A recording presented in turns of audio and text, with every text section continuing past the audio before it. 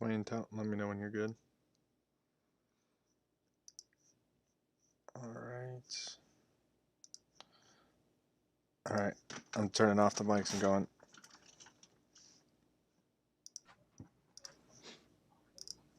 Folks, welcome into the Crossing Swords first intermission report. I am your host, Ty B, joined by Dwayne and Kanzi yet again. The Buffalo Sabres seem to be getting up and down the ice pretty well yet again, but the Flyers are holding strong 0-0 right now. Dwayne, what are your first thoughts from that first period action? Very back and forth period. I would have loved to see them capitalize on that 5-on-3 opportunity. They had a solid, about 45 seconds to a minute, 5-on-3. Again, we said before the game, you got to win the special teams. You're not going to win a lot of games if you're not capitalizing on those chances, especially against a team like Philadelphia. Yep, and what do? You get a 5-on-3, unable to finish. Olofsson had a great opportunity there. Kanzi and I were talking about that as we were watching in the game. Joe, what do you think they have to do here into that second period to get on top of the Philadelphia Flyers? Well, I've heard something interesting on the broadcast tonight. Razor said that Coach Kruger said he doesn't want to just fire pucks at the net. He wants to look for that one chance. And I sat there for a second, just kind of thinking about what was just said, and it doesn't make any sense to me with how many guys you have out there in the power play. You should be firing pucks at the net and reloading and going for it. We're back to that situation. Not that Eichel's playing bad, but we're back to that pass first Eichel mentality. That one where he should be ripping it in all areas of the ice. And it's a little, it's not concerns me a little bit that was what was said by Coach Kruger. So, the power play 0-2, it's putrid. It's unbearable to watch. They're passing the puck around, and playing pepper with the puck. I get it. Not every puck's going to go in the net, but you got to fire on all cylinders. Yeah, you have to be. And I think that's where you see this upper body injury that Jack came into the season with coming into play right now. Obviously not able to generate that same maybe torque. Maybe he's having, a little bit of pain when he's trying to really get those wrist shots off and everything else like that. And that's why you see him dishing it off. Speaking of which, just dishing, beautiful JDH hat, shirt, promo code Trainwreck, and you get 10% off your entire order at justdishing.com. But Dwayne, looking at the Sabres defensively so far, have done a pretty good job. Similar to last night, you're not letting Philadelphia get real close into the net. Not a lot of good chances on Carter Hutton. Yeah, again, like we said beforehand, you're really limiting those high percentage chances, below the dots, in between the dots, to keeping everything outside. Your wingers are pressuring the points, which is huge. I like the period I saw out of again, this is like the third game in a row. Ristolainen's had himself a good game, or so far is having a good game. Darlene looked good out there. The whole team looked good. Skinner looked like again, he's shot out of a cannon. Honest to God, man, if there was a line at the creek, how many scoring chances will Jeff Skinner have tonight and not score on? Like, I would love to know what the over under on that was, because like the guy is doing everything right. Literally. He's just not putting it in the net. Like, it's insanity. Everything but putting it in the back of the net is what Jeff Skinner is doing. You're exactly correct. Whether it's creating the chances or, burying him himself. Some great passes from Riley Sheehan. He's done a great job setting him up. I know you guys were sort of worried, why are you putting him with Sheehan and Lazar, but they've done a great job together developing some good chemistry. I think it's because there's some guys who can really skate. Once you get to this level, generally speaking, everyone is around the same skill level. You can do pretty much the same things, but if you can get on the same level skating and you know where each other are going to be and can trust that, that's where we're seeing them getting some good chances. And that it's a lot more dangerous than the fourth line of the Sabres last year. That's all I'm going to say, Dwayne. Yeah, you're not wrong there, Ty. It's it's amazing. Again, I guess that's part of Sabres Twitter, right? We overreact. We go lose our minds when we see something we don't like, and I still don't like it. I still don't like. I still don't like Jeff Skinner on the fourth line, but it's working out well down there. They just, you just got to start capitalizing. Do I want to see him in my top six? Absolutely, because I think he'll be more productive in the top six. I mean, look what he did his first year with Jack. 40 goals to career highs, in pretty much all pretty much career highs in all statistical departments for him. And it's, but it is refreshing to see him still produce or create chances even on his own down there on the fourth line. No, absolutely. And he's doing the right things. And I know you're a huge proponent of him, Kanzi. Do you think, we should move him up, or maybe you just give this entire line a bigger role, maybe roll them as the third line? Yeah, I mean, I think it's something you have to take a look at.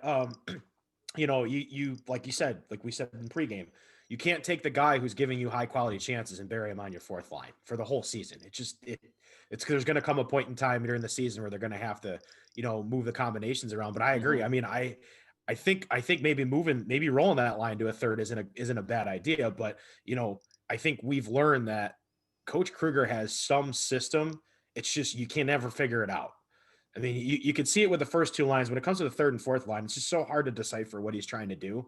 I mean, we know he's trying to generate more scoring chances, maybe on that fourth line. But I mean, at some point, you got to put one of your best. You have to put one of your best skaters. Maybe I'd say Eichel's probably a better skater than Skinner. But as far as finesse and elusiveness Hmm. goes, the guy I said it to you, he's like Shady McCoy on skates. Pretty He just much. juices guys out of his skates. He's got to be playing on a top line somewhere. He's one of the few skaters where they can make like moves inside of a phone booth where guys actually Yep. will fall on the ground. Mhm. Like that is a skill that obviously can be taught through figure skating, not really through Yeah. the NHL. Do the things he's Right. doing, making the cuts he does, and generating so much speed and power while he's doing it. Hopefully, we can free Jeff Skinner and get him some more time on the ice. Decent amount yesterday with 16 minutes, but we'll see. We got a question here. Intern Cullen tuning in yet again out there. Shout out Cullen. Said, is Asplin the guy going forward instead of Tage? Dwayne, what do you think on that? Still way too early to tell. This could also be Kruger just sending a message. You don't know that. Putting him up in the press box ring. I mean, they did pay the guy 1.75 a year right before the season. So, I doubt you're going to, sit this guy the rest of the season. If you signed him to an extension, it doesn't make a lot of sense. But again, paying $9 million to Jeff Skinner and have him on the fourth line also doesn't make a lot of sense. So Also, clearly money doesn't factor in all the decisions that Ralph Kruger makes in terms of the lineup. I just I wanna believe in Tage. I want to believe that there's something there, and part of me that is because I want to salvage something out of that Ryan O'Reilly deal other than Ryan Johnson. Yeah, that would be nice. But yeah. the guy is having the same issues this season that he had last season. He's overhandling the puck. He's not making smart hockey plays. Absolutely. Anyone else there out there watching, make sure you get in some of your comments. Any questions you have about the game, feel free to chime in. But Kanzi, looking at the Flyers, not a ton of opportunities. Maybe they did get a little bit lucky against Pittsburgh. Maybe they're not as good as it seemed, and we're getting a little bit lucky. What do you think about the Flyers thus far in the four periods we've seen them? They to me look like they're a little bit stuck in the mud. It looks like they just like Buffalo is really coming at them tonight. Like, Mhm. they've been coming out, they came at them last night. They just like Buffalo again looks like it's like an expectation for Buffalo now. Maybe it's too early in the season to say it, but right now it just looks like Buffalo showed up again, ready to take another game from them. We still have, periods to play, but it just looks like Mhm. the Flyers are stuck in the mud and just can't find passing lanes and can't really find those scoring opportunities. Yeah, that transition game for the Sabres has been phenomenal. They're really dominating that middle part of the ice thus far. That neutral zone, Dwayne, has had the Sabres number over it all these past four periods. I don't think you can say that the Flyers have really looked that much better than the Sabres moving the puck up and down the ice at any point in these two games so far. We got Stevie Weeks here chiming in, though. You think we're going to see a fight tonight? And what's the over under on a proper scrum from Stove Lemon? I think we're going to see something here. We saw some of the tensions really starting to get fired up.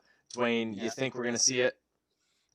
Get a nice Not Tilly? not in a close game like this. No. Again, condensed season. I mean, anything can happen with the Philadelphia Flyers, man. They're a bunch of scumbags. So, with that, Love Dwayne's article. yeah, with that being Yeah, said, trainwrecksports.com. Make sure you go check that out. I think that was a day posted yesterday, so it should be right near the top if anyone wants to check I really that out. went in. I really came in guns a blazing against the Philadelphia Flyers. But with that being said, it's a close game, condensed schedule. Every point counts. if this game was like 3-0 at the end of the second period, yeah, I could definitely see it, but not in a 0-0 game. No, I mean, yeah, in terms of a brawl, I think we might still see a fight at some point here. If you see another iffy check, you're seeing a lot of these guys get real pissed off. Whether it's, what is it, 62 on the Flyers, all, I can't even think of what his other hyphen is. But Ristolainen, they're getting real pissed at him. Even you see McCabe, a few other names you could think of. Who do you think, Kanzi's the most likely one to be dropping the gloves for the Buffalo Sabres here? Well, first of all, can we stop using the term nasty when describing Rasmus Ristolainen's play? It makes me feel awkward. I don't know how anyone else feels about that, but when someone says, "Oh, he's nasty," I'm just like, "Oh, like what?" There's so many other words. That's L Buff vibes right there. I Shout out know, L like, Buff, our girl L Buff. it just kind of makes What you up, want to Al? take a shot. What up, Bell? But I gotta say, it's cliche to say right now. It's like the popular thing, but it's gonna be Rasmus Ristolainen. I really feel like it. The guy's just got a mean streak right now. It's like piss and vinegar with that guy. Like he's ready to just drop him now. I like the way he's played tonight.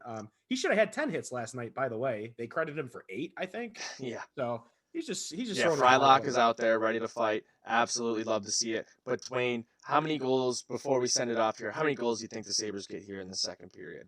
I think we're gonna end this second period with a 2-1 lead for the Sabres. Wow. Let's hope for it. Kanzi, what do you got? You think the Sabres are gonna be able to put up a few goals here?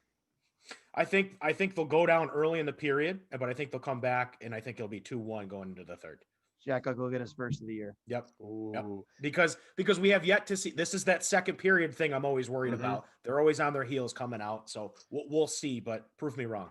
It's been an unexciting game in terms of scoring, but the way these teams are playing, I think it's bound to open up. I like a lot of goals here in the second period. Let's hope for some excitement, and let's hope the Sabres can keep it up.